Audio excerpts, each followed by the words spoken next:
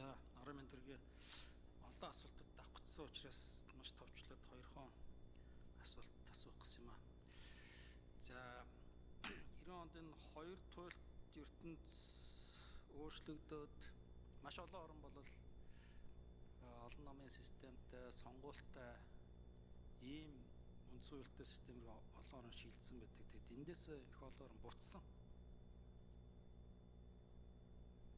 Одоо бол ямар нэр томьёо илүү их явж байна вэ гэхээр сонгогдсон дарангуйлагч гэдэг ийм нэр томьёо хүртэл гарсан.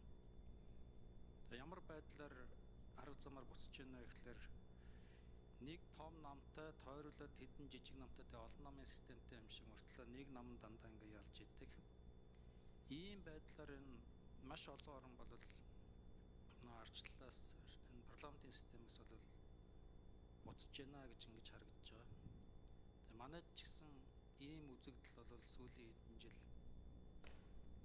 их хүчтэй явж байгаад ялангуяа сая үндсэн хууль өөрчлөлөөд тэгээд одоо энэ сонгуулийн дараа бол хоёр ерөнхий сайдын баримтлсан бодлого бол энэ чиглэлээс тийм зүхтаах өөрчлөх ийм хандлага барьж ажиллалаа гэж ингэж боддог. Сөрөг хүчнээ одоо маш зоригтойгоор бас бэхжүүлэх ийм юм руу явсан гэж боддог. Тэгээд та энэ талаар бол ямар бодолтой байдаг вэ? Ер нь бид одоо ийм аюулт хүрсэн үү? Цаашдаа яах ёстой вэ?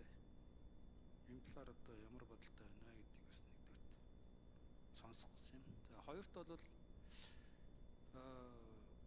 ер нь бол бид нар бас ингээд бүгдээрээ л улс орны өөрчлөлийг хөгжүүлэе гэдээ ингэж явж байгаа. Бидэнд бол хамгийн том саад болж байгаа зүйл бол мэдээж одоо мөнгө төгрөгнөөс гадна иргэдийн энэ хандлага сэтгэлгээг өөрчлөх чиглэлээр бол юу ч хийж чадахгүй яваад байна л гэж ингэж бодож байна.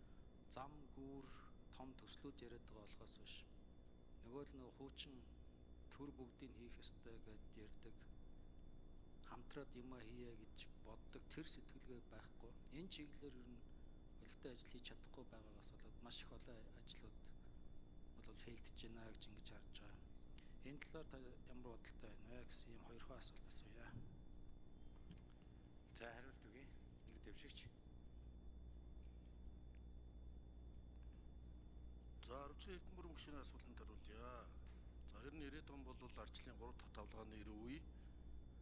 Өнөөдрийн Freedom House болон We Democracy индексийн яллыг ашиглах талаар бол хоёр зөрүүтэй тайлбар өнөөдрийн парламентын мэтгэлцээний дунд өрнөж байна. Монголын ардчлал 2015 онд бид ухралтын шинж чанартай боллоо. Ардчлалын гол унгааж байгаа үзүүлэлт нь авилга, хариуцлагагүй байдал, сонгуулийн системийн доголдол гэж хүмжилж энэ талаар мэтгэлцээ бид өрнүүлж байсан. Ийм ч учраас үндсэн хуулийн нэмэлт өөрчлөлт бол парламентын ардчлалаа төгөлдршүүлэх, төлөвшүүлэх энэ сонгуульд өрсөлдөөнд олон намын өрсөлдөөнд хэлбэрийг илүү төгөлдршүүлэхийн тулд өнөөдрийн үндсэн хуулийн нэмэлт өөрчлөлт